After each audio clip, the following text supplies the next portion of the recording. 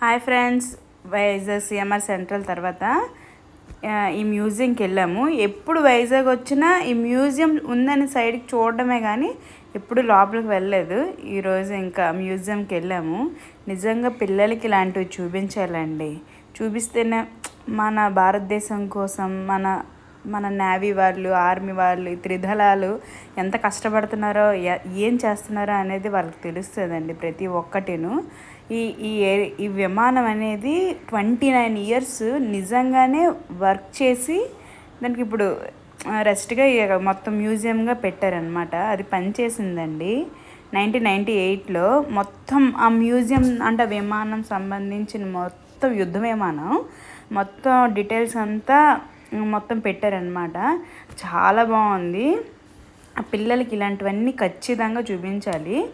ఈ విమానం గాలిలోనే ఇంధనాన్ని ఫిల్ చేస్తారటండి. ఈ పక్షి రాబర్ట్ ఏదో ఉంది, ఆ పక్షిది అనుసరించి దీన్ని అలా మోడల్ చేశారంట. అదే ఆ పక్షిలాగే ఉంటుందంట. ఇందులో పనిచేసిన వాళ్ళ ఫొటోస్, నెక్స్ట్ ఎవరెవరి అందులో ఎంతమంది ఉంటారు, ఎలా అసలు మొత్తం అది ఎలా పనిచేస్తుంది, వీళ్ళు లోపల ఉన్న వాళ్ళు ఏ వర్క్ చేస్తారు ఒక్కొక్కరు అనేది చెప్పేసి మొత్తం ఇన్ఫర్మేషన్ ఉంటుంది. మనకి ఫస్ట్ స్టార్టింగ్లో ఫ్రీగా ఒకటి ఉంటుందండి, ఆడియో ఇస్తారు, ఒక మొబైల్ ఇస్తారు మనకి. అందులో మనం అది పెట్టుకొని వెళ్తే మొత్తం ఇన్ఫర్మేషన్ అంతా అది మనకు చెప్తుంది అనమాట. ఖచ్చితంగా ఈ మ్యూజియంకి వెళ్తే చాలామంది తీసుకోకుండా వెళ్ళిపోతున్నారు, అదేంటో తెలియడం లేదు. స్టార్టింగ్లోనే ఫ్రీ అది. అక్కడ మా పాప వింటుంది, మేము నలుగురం విన్నాము. అది మొబైల్ ఫస్ట్ స్టార్టింగ్లో ఇస్తే ఎండింగ్లో ఇది తీసుకుంటారు.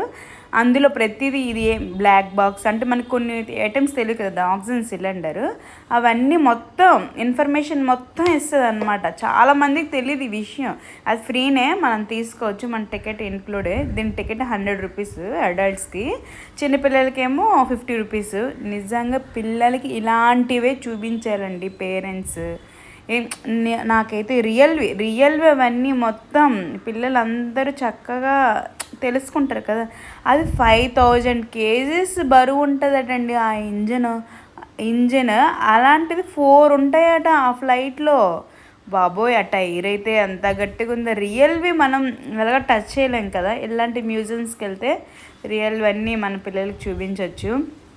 అందులో మ్యాజిక్ బాక్స్ వాటర్లో, నేను ఎప్పుడు మ్యాచ్ బాక్స్ వాటర్లో వేసి తడిసిపోద్ది కదా, ఇలా ఎలాగ అనుకున్నాను. వాటర్ ప్రూఫ్ ఉంటాయంట నేను మొత్తం. అసలు రియల్ బుల్లెట్స్ చూసాను నేను. అగోండి రియల్ బుల్లెట్స్ అవన్నీ. అసలు ఎప్పుడు నేను అనుకునే రియల్ బుల్లెట్స్ చూస్తానని ఫస్ట్ టైం చూసా.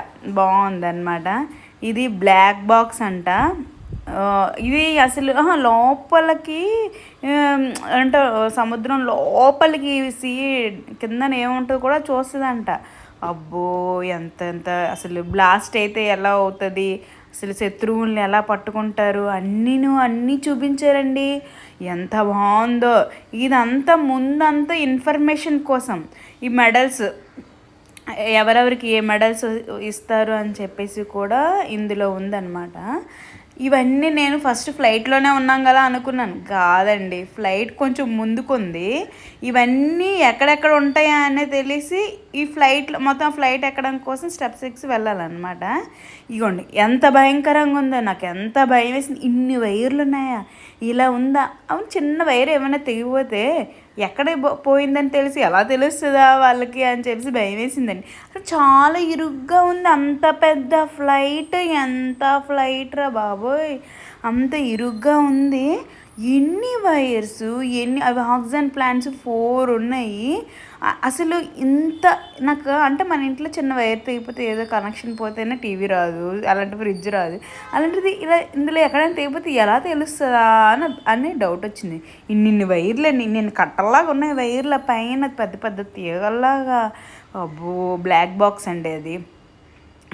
అయ్యో, అంటే ముందంతా మనకి ఇన్ఫర్మేషన్ వస్తే ఈ ఫ్లైట్లో మొత్తం ఎక్కడెక్కడ ఉన్నాయి అనేది తెలుస్తుంది అనమాట. ఈ యుద్ధ విమానంలోని ఆక్సిజన్ ప్లాంట్స్ అంటే అవి ముందు బాగా వినాలి. అందుకే ఆడియో మాత్రం తీసుకోండి ఖచ్చితంగా ఎవరు వెళ్ళాను. నెక్స్ట్ ఏంటి ఆ ఫ్లైట్ ఇరుగ్గా ఉంది. పిల్లలు అసలు భయమేసింది. నాకే భయమేసింది. పిల్లలు ఇంకో భయపడ్డారు. వాళ్ళ సీట్స్ కూడా ఆపోజిట్ డైరెక్షన్‌లో ఉన్నాయన్నమాట. మరి పక్క పక్కనే ఉంటే మన ఆడోళ్ళ సంగతి తెలుసు కదా! ఎలాగైనా మాట్లాడుకుంటారు. అందుకోసం ఫ్రంట్ ఒకరు, బ్యాక్ అటువైపు తిరిగి ఒకరు ఉన్నాయి. టర్మినల్స్ టార్బిడోలే బాంబులండి. ఏంటి అంత పెద్ద బాంబులా బాబోయ్! ఈ ఫ్లైట్‌కి ప్రత్యేకత ఏంటంటే ఇవి గాలిలో ఉంటుండే కానీ ఇంధనాన్ని ఫిల్ చేస్తుందటండి. అది ఎలా ఫిల్ చేస్తారో ఏంటో బాబోయ్! మనకు తెలియని వింతలు ఎన్ని ఉంటాయి కదండి. అందుకేనండి చదువుకోవాలి బాగా. పిల్లలకి అన్ని విషయాలు ఇలాంటివి తెలిస్తే కదా పిల్లలకి కూడా మంచి ఇంట్రెస్ట్ తెలుస్తుంది. అసలు ఫస్ట్ ఆఫ్ ఆల్ నాకు చిన్నప్పుడు ఏ గ్రూప్ తీస్తే ఏమవుతారో కూడా తెలియదు. ఏదో ఫ్రెండ్స్ తీసారు అలాగే తీస్తాం కానీ ఇప్పుడు పిల్లలకి మాత్రం అవి అలా ఉండకూడదండి. ఖచ్చితంగా ప్రతిదీ నేర్పించాలి. ప్రతిదీ వాళ్ళకి తెలియాలి. నాకైతే చిన్నప్పుడు ఏ విషయం అంటే ఇంటర్మీడియట్లో ఎంపీసీ, బైపీసీ, సిఈసీ, హెచ్ఈసీ ఏంటో ఫ్రెండ్స్ ఏది తీస్తే అవి తీస్తాను. కానీ అలా మాత్రం ఉండకూడదండి. ఖచ్చితంగా ప్రతిదీ పిల్లలకి తెలియాలి. తెలిసేటట్టు పేరెంట్స్ ఖచ్చితంగా చేయాలి. ఆ టైర్లు ఎంత ఉన్నాయి. విమానం నడిపే పైలట్ అబ్బా అసలు నాకైతే మాత్రం చాలా చాలా బాగా అనిపించింది. ఎంత పెద్ద ఫ్లైట్ అండి. గాల్లో ఎలా ఎగురుతుందంటారు. అది గాలి చక్రం ఒకటి ఉంటుంది కదా బ్లాక్ చూడండి. అది 200 కేజీస్ ఒకటేనట. అలాంటివి ఎన్ని ఉన్నాయి అది నాకు తెలుసు. అది ఎన్ని కేజీలు ఎన్ని ఎంత బరువు ఉంటుంది మీకు ఏమైనా ఐడియా ఉందా? మీకు ఏమైనా తెలిసి కామెంట్ చేయండి.